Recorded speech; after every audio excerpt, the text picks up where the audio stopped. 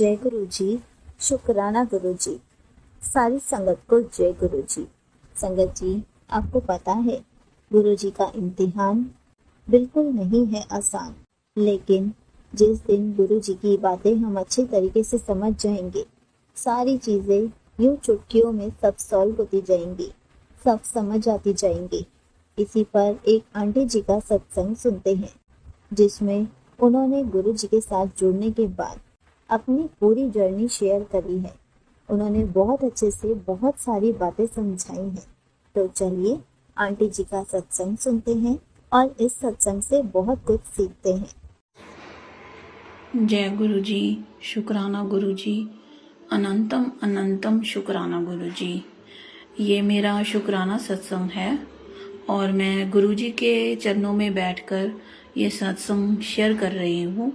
गुरु जी, अगर सत्संग सुनाने में कोई भूल हो तो क्षमा करना। गुरु जी, माफ़ करना संगत जी। गुरु जी, आपके चरणों में बैठी हूँ और वही बुलवाना जो आप चाहते हो। जय गुरु जी, शुक्राना गुरु जी। मेरा नाम नेहा है। मैंने इस चैनल पे पहले भी अपने सत्संग शेयर किए हैं। गुरु जी का सत्संग सुनाने से पहले मैं मंत्र जाप करूँगी। ओम नमः शिवाय, शिव जी सदा सहाय। ओम नमः शिवाय, गुरु जी सदा सहाय। जय गुरु जी, शुक्राना गुरु जी, शुक्राना अनंतम अनंतम शुक्राना गुरु जी। मैं गुरु जी से मार्च 2023 से जुड़ी हूँ और जब से मैं गुरु जी से जुड़ी हूँ तो मैंने गुरु जी को हर वक्त महसूस किया है। जय गुरु जी, शुक्राना गुरु जी। मेरा शुक्राना गुरु जी सत्संग ये है कि मेरा केस चल रहा था, गुरु जी की कृपा से वो केस कंप्लीट हुआ और मुझे डिवोर्स मिल गया और उसके लिए जय गुरु जी, शुक्राना गुरु जी, थैंक यू। और मेरी दूसरा बात ये है कि मेरी मॉम की तबीयत पिछले 2-3 मंथ से अप्स एंड डाउन चल रहे हैं। गुरु जी की कृपा से अब वो ठीक हैं और आगे भी ठीक रहे, यही प्रार्थना है। गुरु जी ने बहुत हाथ रखा हुआ है उस सिर पे हमारे और मेरी मम्मी पे भी, हमारे पूरे परिवार पे उन्होंने हाथ रखा है और ऐसे ही अपना हाथ हमारे सिर पे हमेशा हमेशा रखना। जय गुरु जी, शुक्राना गुरु जी। ये मेरे शुक्राना सत्संग है।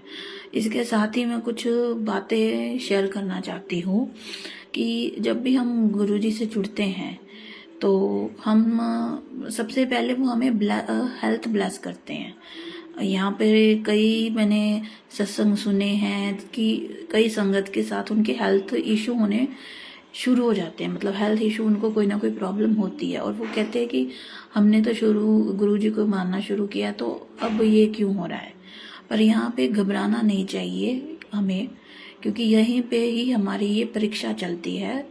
क्योंकि हमें नहीं पता, पर गुरु जी को सब पता होता है कि इनको क्या कहाँ पे कष्ट आएगा आगे जाके, तो वो हमारे बड़े कष्ट को छोटे में कटवा देते हैं और हमारी उस टाइम पे वो हमारी परीक्षा लेते हैं। तो हमें वो परीक्षा पे घबराना नहीं चाहिए और मतलब हमें सब्र रखना चाहिए। और गुरु जी का, क्योंकि जैसे हम अगर स्कूल में भी जाते हैं, कॉलेज में भी जाते हैं और जब तक हम कोई टेस्ट पास ना कर ले तो तब तक वो आगे हमें नहीं जाने देते, अगली क्लास में नहीं जाते। तो इसी कारण कि जब भी हमारे सामने कोई टेंशन आती है कि हमें कोई हेल्थ इशू शुरू हो गया या हमें कोई फाइनेंशियल इशू शुरू हो गया, तो वो चीज़ ये नहीं है कि हमने हम गुरु जी से जुड़े तो हमें ये हो गया, वो नहीं है। वो हमारी परीक्षा है, वो हमारा कोई बड़ा कष्ट छोटे में काट रहे हैं। और ये बात बिल्कुल सच है, क्योंकि मैंने ये बातें बहुत अपना एक्सपीरियंस से बोल रही हूँ कि घबराना नहीं चाहिए, हमें सब्र रखना चाहिए। क्योंकि ये चीज़ मैंने खुद एक्सपीरियंस की है कि जब मैंने गुरुजी से जुड़ी तो कई बार मुझे ऐसा लगा कि गुरुजी कि मैं आपको मानती हूँ तो आप सब कुछ जल्दी जल्दी ठीक कर दो। तो वो बातें ना, मतलब मेरे को लगता था कि मैं बोलती थी आज ही जल्दी ठीक कर दो, आज अभी कर दो, पर नहीं, वो नहीं होती थी। तो मेरे को कई बार मैं कहती थी कि यार गुरुजी क्या आप तो मेरी बातें सुनते ही नहीं हो, तो मैं ना सत्संग इग्नोर करना शुरू कर देती थी, मैं सुनती नहीं थी। तो इससे ये बहुत बड़ी गलत चीज़ है। बट हाँ, हम करते हैं, जब हमारी प्रॉब्लम सॉल्व नहीं होती, हम इंसान हैं तो हम ये करते हैं।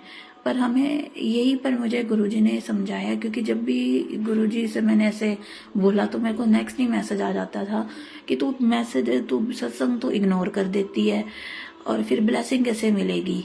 और मुझे बड़ा लगता था कि इस गुरुजी के मतलब इतने पास है मेरे कि वो मेरी सारी बातें सुन रहे हैं। तो फिर मैं कई बार रोती थी कि मेरी प्रॉब्लम नहीं सॉल्व हुई, या अभी तक ये नहीं हुआ, कोई काम नहीं हुआ मेरा। तो मैं रोया करती थी या मैं बहुत ज़्यादा गुस्सा करती थी। तो गुरुजी के सेम उसी टाइम पे मैसेज आते थे कि तू रो ना, तेरे ही काम लगा, तू प्यो मंदी अपना, तू तेरे ही काम लगा, या सबर रख तू ये सबर रख, तेरे ही काम लगा आ वा, तेन सब कुछ मिल जाना, तू सबर रख। ते वो सबर रखना, हाँ मुझे में पहले सबर नहीं था, बहुत जल्दबाजी थी, पर वो सबर रखना गुरुजी ने ही सिखाया है। और कष्ट, गुरुजी अगर कष्ट लगता है कि हमें गुरुजी कष्ट से दे रहे, पर वो गुरुजी अपना हाथ भी हमारे सिर पे रखते हैं, उनका वो हमारे हाथ पकड़ के हमें वो कष्ट को पार करवाते हैं। तो हमें वहाँ पे यही कहती हूँ मैं यहाँ पे कि हमें घबराना नहीं चाहिए, हमें सब्र रखना चाहिए। और दूसरी बात मैं यहाँ पे ये कहूँगी कि जो मेरा खुद का एक्सपीरियंस है कि हमें सत्संग शेयर करना चाहिए और हमें सत्संग सुनना चाहिए। और मेरा यही एक्सपीरियंस एक और है कि जब मैं सत्संग के रिलेटेड ही है कि मैंने जब सुना कि सत्संग शेयर करना चाहिए, तो मैं सोचती थी कि मैं कंफ्यूज हो गई कि कहाँ से शुरू करूँ। मतलब जब से गुरुजी से जुड़ी हूँ, गुरुजी से, तो कोई ना कोई जैसे चमत्कार या मिरेकल्स या ड्रीम दर्शन कुछ ना कुछ तो होता ही है, तो कैसे उसको सत्संग में शेयर करना चाहिए। तो फिर मैंने एक सत्संग सुना, तो वहाँ पे एक आंटी जी ने बोला कि आपको अगर भूल जाते हो तो आप लिख लो, और जब शेयर करना हो तो आप लिख के शेयर कर सकते हो।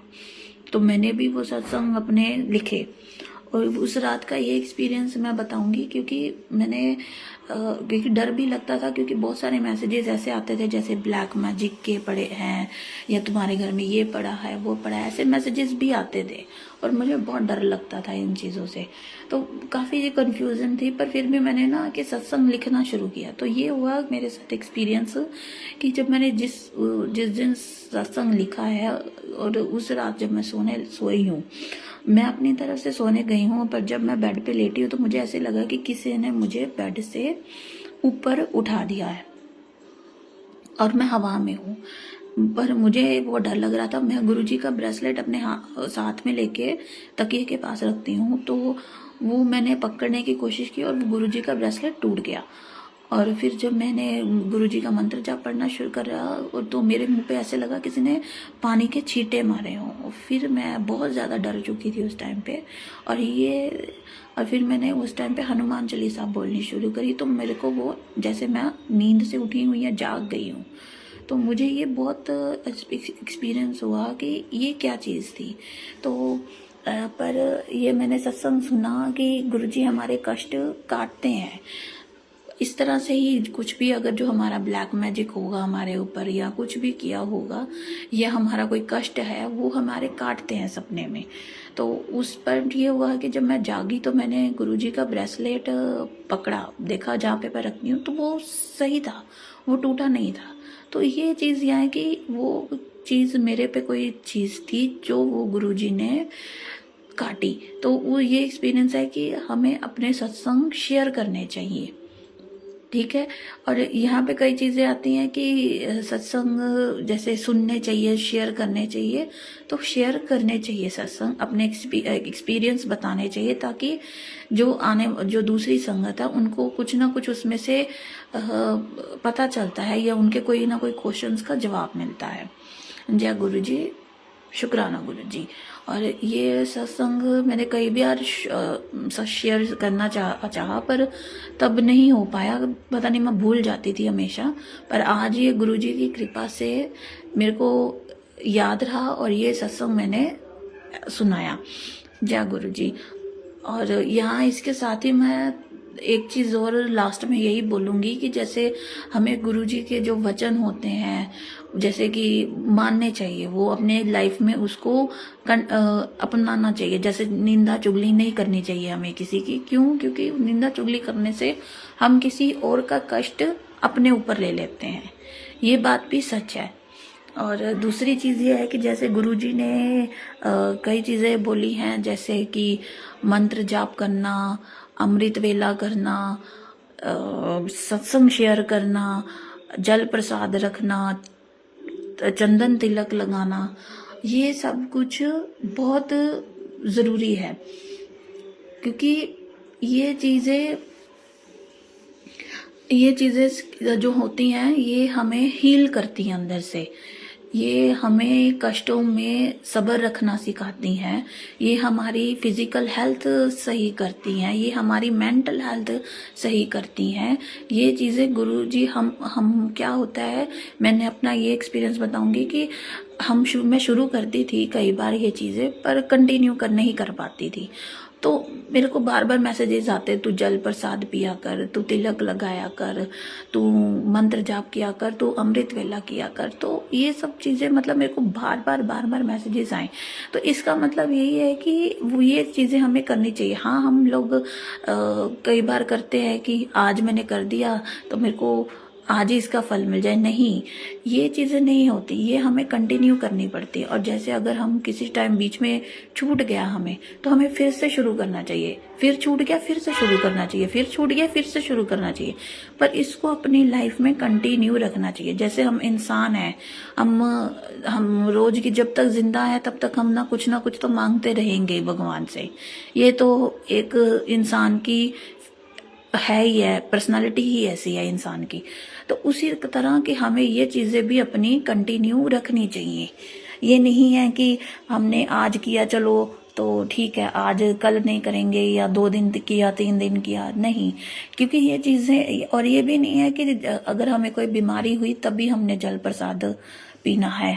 नहीं, हमें जल प्रसाद रोज रखना है, ताकि हम, क्योंकि इंसान है तो बीमारियां भी लगी रहेंगी और कष्ट हैं तो वो भी आएंगे। पर हम जल प्रसाद पीते रहेंगे तो हमारे ये कष्ट छोटे में कटते रहते हैं।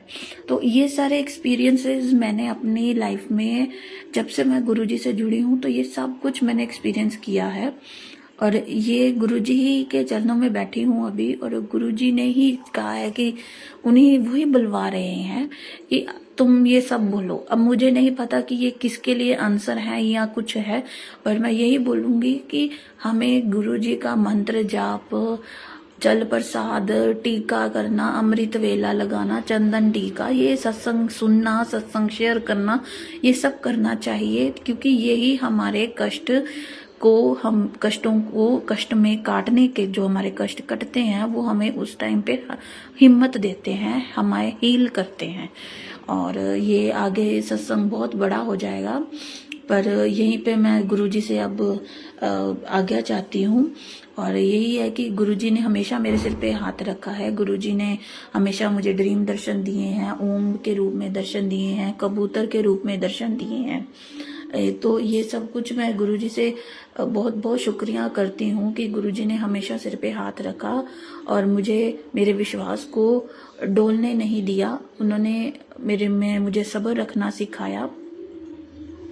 और जय गुरुजी, शुक्राना गुरुजी। और अगर यहाँ पे मुझे सत्संग सुनाते हुए कोई गलती हो गई हो तो गुरुजी आप माफ़ करना, और संगत जी आप भी माफ़ करना।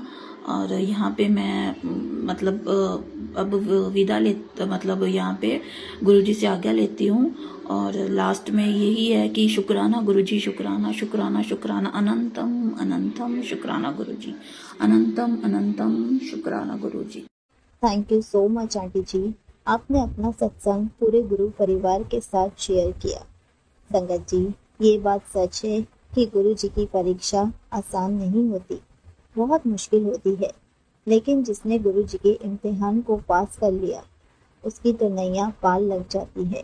जिस दिन हम गुरु जी के वचनों को अच्छे से समझ जाएंगे, हम गुरु जी के बारे में बहुत कुछ जान जाएंगे।